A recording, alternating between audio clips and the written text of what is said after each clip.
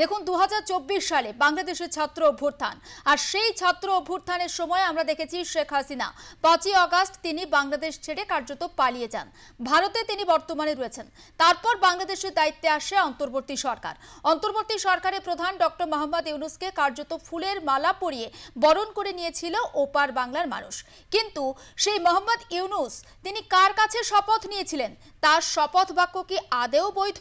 কারণ একটি তালিকা প্রকাশ করা হয়েছে সেনার তরফ থেকে এবং সেই তালিকায় দেখা যাচ্ছে যখন হাসিনা দেশ ছেড়ে পালিয়ে যান বা ভারতে চলে আসেন এবং যখন ইউনূস তিনি যখন শপথ নিয়েছেন সেই সময় কিন্তু বাংলাদেশের যিনি প্রধান বিচারপতি সপরিবারের সেনার হেফাজতে ছিলেন।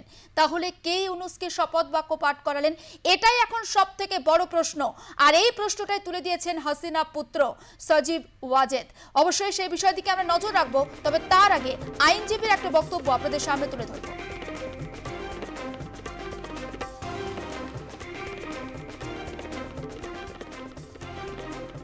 আপনাদের সামনে হাজির হয়েছিলাম এবং বলেছিলাম যে আমি একটি নোটিশ দিয়েছি। এই নোটিশে আমি সরকারকে এবং রেজিস্ট্রারকে বলেছি যে 106 রেফারেন্স, যে রেফারেন্সে কে দেখিয়ে ওথ নিয়েছে সরকার, এইটা আমি চাই আমাকে আপনি দেবেন। এবং এই নোটিশটা দিয়েছিলাম তৎকালীন চিফ জাস্টিস যিনি ছিলেন উনাকেও।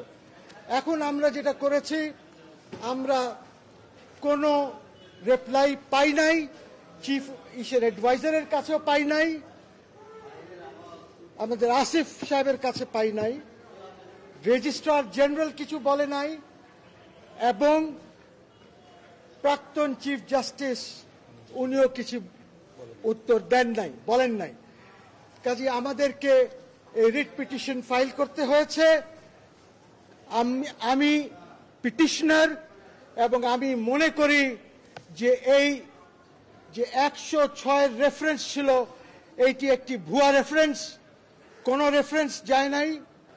আমি বিশ্বাস করি যে কোনো ওপিনিয়ন অ্যাপেলেট ডিভিশন দেয় নাই। এইটা মন্ত্রণালয়ের থেকে বা অন্য কোনো জায়গার থেকে লিখে আনা হয়েছিল এবং সেটাকে ভিত্তি করে জজ সাহেবদের থেকে সই নিয়ে, ওই যে 6 জন যারা পরে রিজাইন করেছে ওদের থেকে সই নিয়ে এই রেফারেন্স সন্ধ্যা 7টার সময় এনে 9টার সময় ওথ হয়েছে। কাজেই যদি রেফারেন্সটা না থাকে এবং অ্যাপেলেট ডিভিশনের রেকর্ডে রেফারেন্স না থাকে, তাহলে এই oath as an interim government কিভাবে ওনারা নিলেন? আমার কথা হচ্ছে যে ইন্টারিম গভর্নমেন্ট আপনারা কেন করতে গেলেন? জনগণ তো আপনাদেরকে ম্যান্ডেট দিয়েছিল। যখন এই অভ্যুত্থান অথবা রেভলিউশন যখন হয়েছে তখন তো আপনার কাছে জনগণের ম্যান্ডেট ছিল। আপনার তো অ্যাপেলেট ডিভিশনের ম্যান্ডেটের প্রয়োজন ছিল না। আপনি কেন জনগণের ম্যান্ডেট নিয়ে একটি ইন্টারিম প্রভিশনাল সংবিধান করে আপনারা ওইটার উপরে কেন ওথ নেন নাই? আপনারা এখন একদিকে বলছেন যে আমরা সংরক্ষণ করব সংবিধান, একদিকে আপনি অ্যাসেম্বলি পার্লামেন্ট ডিসলভ করেছেন, একদিকে আপনি কিছু অ্যাপয়েন্টমেন্টস করেছেন। তো কি সংরক্ষণ করছেন? আপনারা জানেন যে যখন প্রাইম মিনিস্টার, বর্তমানে যিনি চিফ অ্যাডভাইজার, যখন উনি দেশের বাইরে যাবেন, সংবিধান বলছে উনি প্রেসিডেন্টের সাথে দেখা করে যাবেন এবং প্রেসিডেন্টকে জানিয়ে যাবেন যে উনি কোথায় কি আলাপ আলোচনা করবেন। আসার পরে উনি আবার ব্রিফ করবেন প্রেসিডেন্টকে যে আমি এই এই আলাপ আলোচনা করেছি। কিন্তু এখানে দেখা যাচ্ছে যে একদিকে সংবিধান সংরক্ষণ করবেন কিন্তু আপনি ওই আর্টিকেলসগুলি মানছেন না। কাজী আমি যে রিট পিটিশন করেছি এইখানে আমি বলেছি যে ডাইরেকশন দেওয়া হোক, যে ওপিনিয়ন যেটা সুপ্রিম কোর্ট বা অ্যাপেলেট ডিভিশন তৎকালীন যেটা দিয়েছে সেটা কোর্টে হাজির করা হোক। আমরা দেখতে চাই যে কি রেফারেন্স ছিল এবং কি ওপিনিয়ন দিয়েছে। আমার রিট পিটিশনের নাম্বার হচ্ছে 14,041-20-24।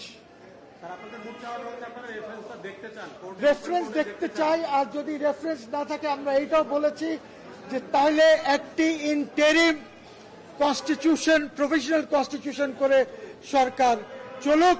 আমার ইউনূস সাহেবের বিরুদ্ধে কিছু নাই, কারোর বিরুদ্ধে কিছু নাই, কিন্তু আমি যেটা চাচ্ছি সেটা হচ্ছে যে কোনো ব্যক্তি রাষ্ট্রের সাথে কোনো ফ্রড করবে না। এইখানে যদি এটা প্রমাণ হয় যে ফ্রড হয়েছে, যারা রাষ্ট্রের সাথে ফ্রড করেছে তারা জনগণের সাথে ফ্রড করেছে, এবং এই ফ্রড কিভাবে হলো, কেন হলো, এটা প্রয়োজন হলে আমরা ক্রিমিনাল মামলা করব যারা ফ্রড করেছে। আইনজীবীর বক্তব্য আমরা আপনাদের সামনে তুলে ধরলাম, এবং কেউ যেন রাষ্ট্রের সঙ্গে কোনো রকম ভাবে দ্বিচারিতা না করেন, এবং যদি সেটা প্রমাণিত হয় তাহলে তার বিরুদ্ধে মামলা হবে। সাজিব ওয়াজেদ তিনি বলছেন, যদি সপরিবারে সেনার হেফাজতে থাকেন বাংলাদেশের প্রধান বিচারপতি ওবায়দুল হাসান, তাহলে কে শপথ বাক্য পাঠ করালেন ইউনূসকে? এই যখন একটা প্রশ্ন, তিনি আরও একটা পোস্ট করেছেন, ইউনূসের যে শপথ সেটা আদেও বৈধ ছিল তো? পাশাপাশি তিনি এটাও বলছেন যে তাহলে খেলা বুঝতে হবে বাংলাদেশের। সবটা নিয়ে নিউজ রুমে কথা বলবো আমাদের এডিটর ইন চিফ সুজিত চট্টোপাধ্যায়ের সঙ্গে। সুজিত, তার সাজিব ওয়াজেদের যে পোস্ট নিঃসন্দেহে তাৎপর্যপূর্ণ। তিনি বলছেন খেলা বুঝতে হবে বাংলাদেশে। কোন খেলা বোঝার কথা বলছেন হাসিনা পুত্র? সজীব ওয়াজেদ জয় তিনি প্রথম কিন্তু বলেছিলেন যে তার মা 5ই আগস্টের পর প্রথম স্টেটমেন্ট দিয়েছিলেন, যে স্টেটমেন্টে তিনি বলেছিলেন তার মা কোনো পদত্যাগ করেননি। পদত্যাগপত্র কোথায়? কেননা বাংলাদেশের সংবিধানে যেটা রয়েছে, আইনজীবী যেটা বললেন তাতেও একটা জিনিস খুব পরিষ্কার, যে প্রধানমন্ত্রী যদি বাইরে কোথাও যান বা তাকে যেতে বাধ্য করা হয়, যা কিছুই পরিস্থিতি হোক না কেন, রাষ্ট্রপতির সাথে তাকে সাক্ষাৎ করে তাকে কারণটা জানাতে হবে। কিন্তু তড়িঘড়ি তাকে সামরিক বিমানে করে পাঠিয়ে দেওয়া হলো, এবং তারপরে একটা শূন্যতা তৈরি হলো। তখন প্রশ্নটা এলো, তাহলে বাংলাদেশ কোন পথে চলবে? সাংবিধানিক পথে, অর্থাৎ 1972 সালে যে সংবিধান তৈরি হয়েছিল সেই পথে, নাকি অভ্যুত্থান বা তাদের ভাষায় বিপ্লব যারা হয়েছে, তাহলে একটা তো বৈপ্লবিক সরকার হবে। যে কোনো ক্ষেত্রে বৈপ্লবিক সরকার যদি হয়, সেটা অন্তর্বর্তীকালীনই সরকার হয়, তারা একটা কনস্টিটিউশন ড্রাফট করেন, সেটাও অন্তর্বর্তীকালীনই হয়, এবং তাতে জনগণের ম্যান্ডেট তাতে থাকলে, আমরা যদি ধরেও নিই জনগণের ম্যান্ডেট ছিল, পুরো অবরোধ তৈরি হয়েছিল ঢাকা জুড়ে, এবং সেই ম্যান্ডেটের ফলে একটা সরকার তৈরি হচ্ছে, তখন তাকে বৈপ্লবিক সরকার হিসাবে স্বীকৃতি সে অর্জন করে। জনগণের ম্যান্ডেট থাকলে কোনো সরকার বৈপ্লবিক সরকার হিসাবে ম্যান্ডেট পেতেই পারে। তাতে বিশ্বের বিভিন্ন অন্যান্য অনেক দেশ ছিল, তাদের থেকে একটা বৈধতাও পেয়ে যেতে পারত। তাহলে বলা যেতে পারতো এটা একটি বৈপ্লবিক সরকার যা অভ্যুত্থানের মাধ্যমে ক্ষমতায় আসীন হয়েছে। কিন্তু তারা কি করলেন, একটা জগা খিচুড়ি একটা পরিস্থিতি তারা তৈরি করলেন। ইউনূসকে ডাকিয়ে নিয়ে আসা হলো ইউনূসের বয়ান অনুযায়ী, এবং তারপর তিনি শপথ নিচ্ছেন। শপথের ক্ষেত্রে সাংবিধানিকভাবে যেটা সজীব ওয়াজেদ জয় বলেছেন যে চিফ জাস্টিস কোথায়, কারণ তিনি শপথ পাঠ করাবেন। আমরা দেখলাম শপথ পাঠ করানো হচ্ছে, সেখানে রাষ্ট্রপতি ছিলেন এবং হচ্ছে 3 বাহিনীর প্রধানরা ছিলেন, এবং ইউনূস শপথ নিলেন, এবং বাদ বাকি অন্তর্বর্তী সরকারের যারা উপদেষ্টা হিসাবে তারা যোগদান করলেন। এবং তারপর বাংলাদেশে 8ই আগস্টের পর থেকে তথাকথিতভাবে একটি সরকার, যাকে অন্তর্বর্তী সরকার বলা হচ্ছে। কিন্তু সেই সরকারের গঠন এবং শুরু থেকেই এটিকে বিপ্লবী সরকার হিসাবে আখ্যায়িত করলেও এটি জনগণের দ্বারা কোনোভাবে নির্বাচিত নয়, এবং হচ্ছে বিপ্লবী সরকার তারা নিজেদেরকে নিজেরা দাবি করেছেন, এবং তারপর হচ্ছে যথেচ্ছাচার করেছে। তখন স্বাভাবিকভাবে বাংলাদেশের যে জুডিশিয়ারি রয়েছে, বাংলাদেশে যারা আন্তর্জাতিক ক্ষেত্রে যারা প্রতিষ্ঠিত ব্যক্তিত্ব রয়েছে, তার মধ্যে সজীব ওয়াজেদ জয়ও পড়েন, এই প্রশ্নগুলো তখন তো স্বাভাবিকভাবেই আসবে। এই প্রশ্ন তো আমরাও প্রথম থেকে বলছেন যে সরকারটাকে কী নামে ডাকবো। তারা অন্তর্বর্তীকালীন সরকার বলছেন, উপদেষ্টা বলছেন নিজেদের। সাংবিধানিকভাবে এর স্বীকৃতি নেই, নাই হতে পারে সাংবিধানিকভাবে স্বীকৃতি। তারা তাহলে পুরোপুরি সংবিধানকে অস্বীকার করতো, করে একটা তারা সরকার তৈরি করতো, করে একটা কনস্টিটিউশন ড্রাফট তৈরি করতো, এবং তারপর তারা পরবর্তী পদক্ষেপের দিকে যেত। কিন্তু সেরকম তারা কোনোটাই করেনি। তারা সংবিধানে ছুঁয়ে তারা শপথ নিয়েছেন, এবং যিনি আইনজীবী তিনি সেই কথাটাই বলছেন, যদি সংবিধান ছুঁয়ে যদি শপথ নেওয়া হয়, সংবিধান রক্ষা করার দায় তখন বর্তায়। সংবিধান তারা মুখে বলছেন রক্ষা করছে, কিন্তু সাংবিধানিক কোনো জিনিসই রক্ষিত হচ্ছে না, যে কারণে একজন আইনজীবী রিট পিটিশন করেছেন এবং সজীব ওয়াজেদ জয় পরিষ্কারভাবে বলেছেন যে এই সরকারের কোনো সাংবিধানিক বৈধতা নেই। এটি অন্তর্বর্তীকালীন সরকার তারা নামে বলছে যারা ক্ষমতায় রয়েছে, কিন্তু এই সরকারের তো কোনো একটা বৈধতা থাকতে হবে। এই সরকার বিভিন্নভাবে বিভিন্ন দেশগুলোর সাথে চুক্তিই বা কী করে করছে, বা চুক্তিই বা বাতিল করবে কিভাবে, এই প্রশ্নগুলো আসছে। এইটা কারণ হচ্ছে বাংলাদেশের দীর্ঘদিন ধরে যে কণ্ঠস্বর, এই কথাগুলো যারা বলতে চেয়েছে তাদের উপর নারকীয় অত্যাচার নামিয়ে নিয়ে আসা হয়েছিল। জেল, খুন, গুম, ধর্ষণ, সম্পত্তি হড়প করে নেওয়া, এবং হচ্ছে মব জাস্টিস, এই যে কতগুলো উপাদানকে কেন্দ্র করে যে বাংলাদেশের এই তথাকথিত একটি ঢপের সরকার চলছে, যেটাকে অন্তর্বর্তী সরকার হিসেবে নাম দিয়েছে, তার লোকাল স্ট্যান্ডই কী হবে? বিশ্বের যেসব দেশগুলো নির্বাচনের মাধ্যমে গণতান্ত্রিক সরকার প্রতিষ্ঠা হয়, যে দেশে বিচার ব্যবস্থাগুলো রয়েছে, সেই সব দেশগুলো একে কোনোভাবেই কোনো লোকাল দেবে না। হয়তো আলাপ আলোচনা করবে, নিজের স্বার্থ চরিতার্থ করবে, কারোর স্বার্থ থাকতেই পারে আর্মি বেস তৈরি করার, ডিফেন্সের একটা নৌবহর সেখানে তৈরি করার, এবং অন্য সুযোগ সুবিধা আদায় করার, বা মানবিক করিডর তৈরি করার, নানা রকম থাকতেই পারে, থাকবেও। কিন্তু তারা সেটাকে হাসিল করে দিয়ে তারপর হচ্ছে তার বৈধতা নিয়ে তারাও প্রশ্ন করবে। স্বাভাবিক, কেউ সংবিধানের বাইরে যাবে না, বিশ্বের কোনো আধুনিক রাষ্ট্র যাবে না। যেসব রাষ্ট্রগুলো রয়েছে যারা বিভিন্নভাবে এইরকম গৃহযুদ্ধে পর্যদুস্ত হয়ে রয়েছে, সেই সব দেশগুলোর ব্যতি রেখে বাংলাদেশ এখন একটা ব্যতিক্রমের মধ্যে গিয়ে পড়েছে। সেখানে একধারে হচ্ছে তারা ঠিক করতে পারছে না, অনেকগুলো শিবিরে বিভক্ত হয়ে রয়েছে, এবং যে কথাটা সজীব ওয়াজেদ জয় বলতে চেয়েছেন যে একটা নতুন ধরনের একটা কি পরিস্থিতিতে খেলা হবে, এই ধরনের একটা বিষয় তিনিও বলতে চাইছেন। এইটাই খেলার তাদের অঙ্গ। তার কারণ শেখ হাসিনা সরকার যেভাবেই নির্বাচন হোক, সে নিশিরাতের সরকার হোক বলা হয়েছে, কখনো হচ্ছে ভোট প্রক্রিয়া আগের রাতেই কমপ্লিট হয়ে যায়, এরকম অনেক কিছু শোনা যায়, কিন্তু তথাপি একটা ভোট হয়েছে এবং ভোটে বৈধতা রয়েছে, এবং বিভিন্ন দেশগুলোতে কূটনীতিকরা রয়েছেন। এখন অনেক কূটনীতিক কার কাছ থেকে ডাইরেকশন নেবেন? বাংলাদেশে যারা কূটনৈতিক সার্ভিসে কাজ করেন, বিভিন্ন দেশে রাষ্ট্রদূত হিসাবে রয়েছেন, তারা তো প্রধানমন্ত্রী বা হচ্ছে একটি নির্বাচিত সরকারের কাছ থেকে ডাইরেকশনটা নেবে যে রাষ্ট্র কোন পথে চলবে, একটা দেশের সাথে আরেকটা দেশের সম্পর্ক কী হবে, কে ডাইরেকশন দেবে। ইউনুসের কথা লোকাল স্ট্যান্ডে কি? আজকে যদি কোনো রাষ্ট্রদূত তার কথা শুনে চলেন, ভবিষ্যতে তিনি যে আইনগত ব্যাপারে ফেঁসে যাবেন না, তার গ্যারান্টি কোথায়? ফলে বাংলাদেশে যে পরিস্থিতি, সেটা একটা নৈরাজ্যের পরিস্থিতি।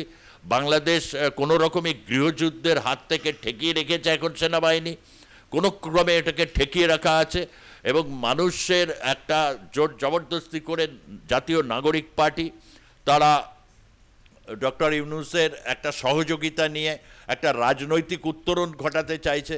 কিন্তু 9 মাসে তাদেরকে যে মানুষ দেখেছেন, তাদের মধ্যে না দেখতে পেয়েছে কোনো রাজনীতি, না দেখতে পেয়েছে সমাজকে একটা সুশৃঙ্খলভাবে চলাবার মতো আলোক বর্তিকা হিসেবে তারা কাজ করেছেন বা একটা দিশা দেখাতে পেরেছেন, কোনোটাই তারা করতে পারেননি।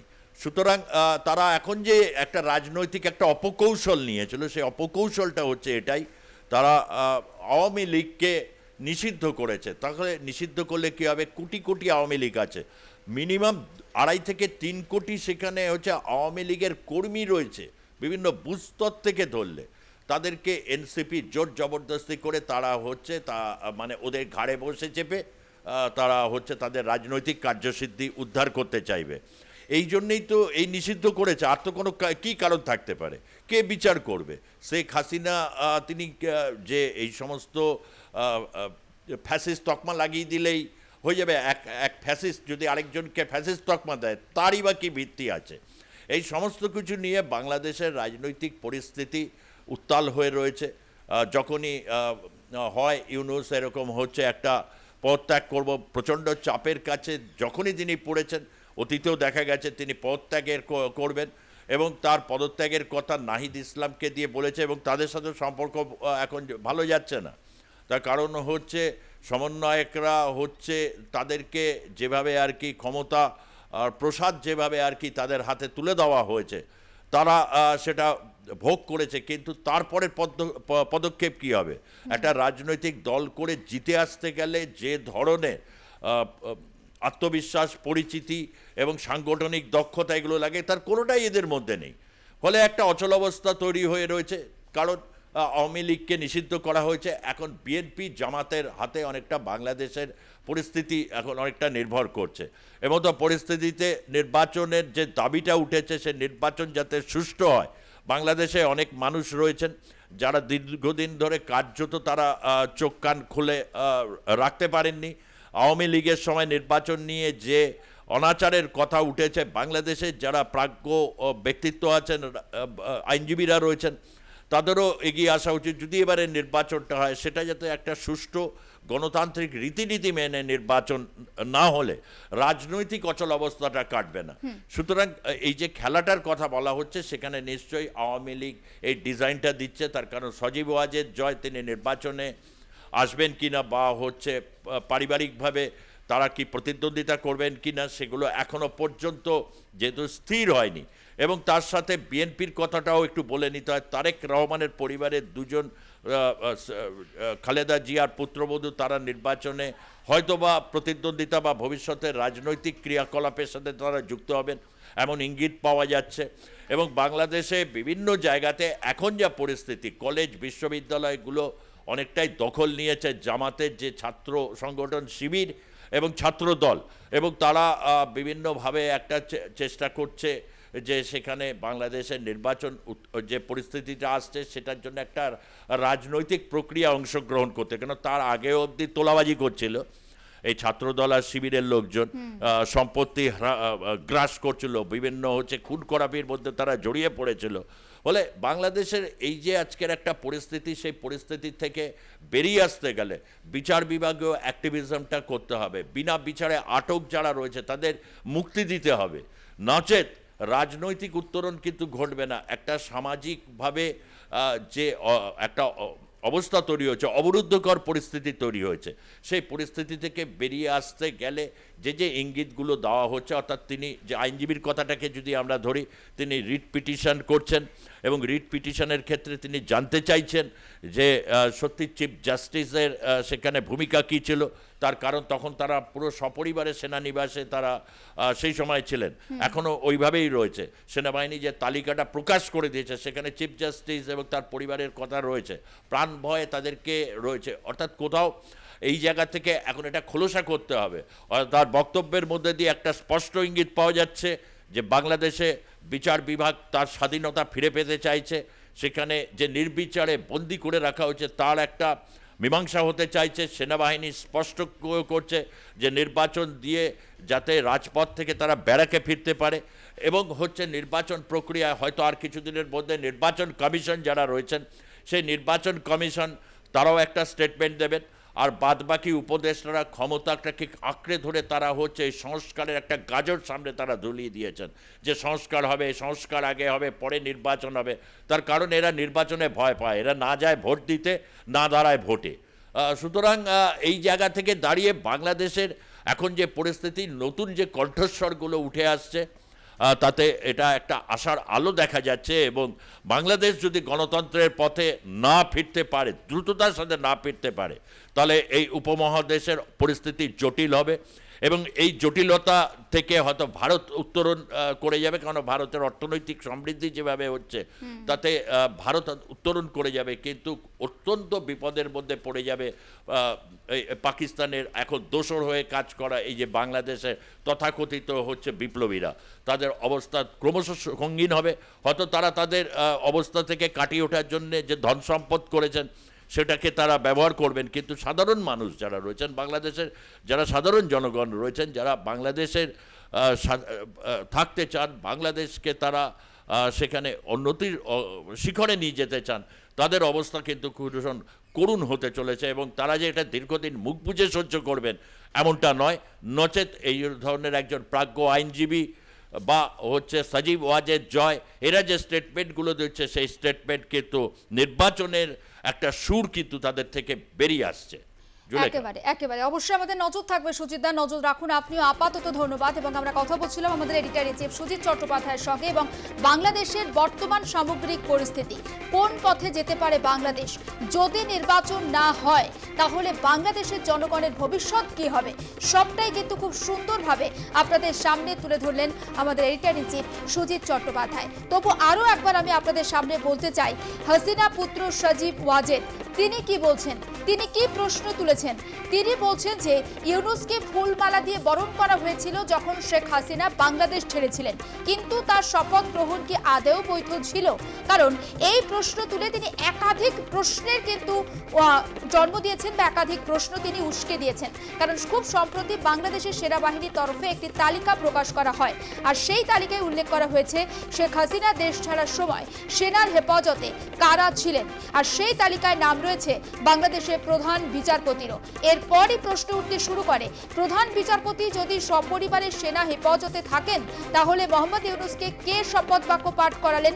তবে কি মোহাম্মদ ইউনূসের শপথ আদৌ বৈধ ছিল? প্রধান বিচারপতির সই জাল করেছিলেন কি মোহাম্মদ ইউনূস? এই প্রশ্নও কিন্তু তুলেছেন সজীব ওয়াজেদ।